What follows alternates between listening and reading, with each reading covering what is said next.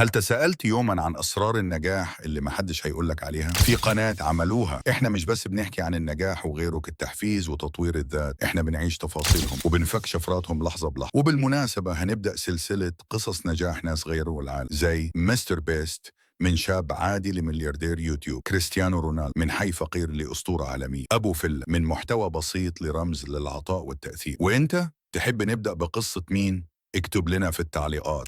على فكرة، ولو خرجت قبل ما تكمل الفيديو صدقني هتندم على معلومة كان ممكن تغير مستقبلك. يلا نبدأ الفيديو. السر الأول: النجاح مش في الحظ، النجاح في الانضباط. ناس كتير بتفتكر ان اللي وصلوا للقمة محظوظين، لكن الحقيقة انهم استيقظوا في عز التعب واشتغلوا في عز الانتظار. الانضباط مش اختيار، ده شرط أساسي.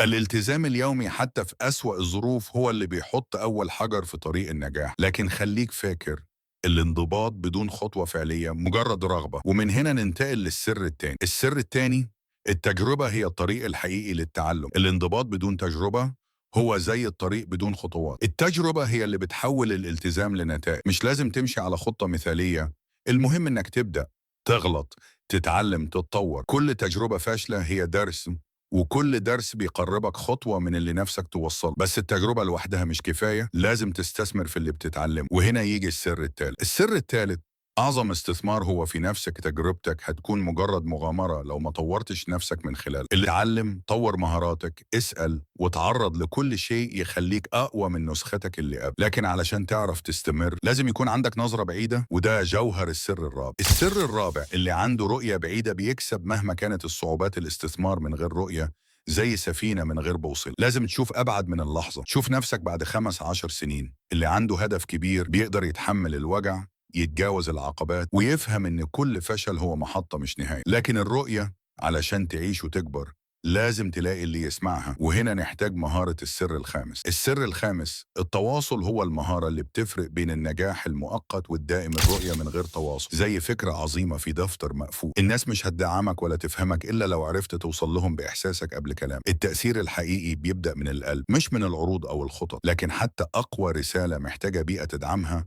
وهنا يظهر السر السادس. السر السادس: اختار اللي حواليك بعناية توصلك. هيفشل لو حواليك ناس بتكسر مش بتبقى. اختيار الناس الصح هو اللي بيمكن رسالتك، يقوي طاقتك، ويشدك وقت الضعف. البيئة اللي حواليك ممكن تبقى سلمك للقمة أو الحبل اللي يشدك تحت. ومع إن كل اللي فات مهم، لكنه ما ينفعش لو ما كنتش قادر تتغير. وهنا نوصلك للسر السابع. السر السابع اللي ما بيتغيرش، بيتكسر. الناس اللي بتحقق النجاح مش هم اللي بدأوا بداية مثالية، لكن هم اللي قدروا يتغيروا في كل مرحلة. العالم بيتبدل، والتقنيات بتتطور، والفرص بتتغير، واللي مش قادر يطور نفسه بيخرج بره السباق. التكيف مش ضعف، ده مرونة الأبطال. هو اللي بيخلي كل سر من اللي فات فعال ومتجدد. لو وصلت لهنا فأنت مش بتدور على تحفيز مؤقت، أنت بتدور على تغيير حقيقي. حط أول خطوة دلوقتي، لايك، اشتراك، وتعليق بكلمة أنا مستعد. وخليك فاكر، اللي نجحوا مش كانوا مختلفين، هم بس عملوها.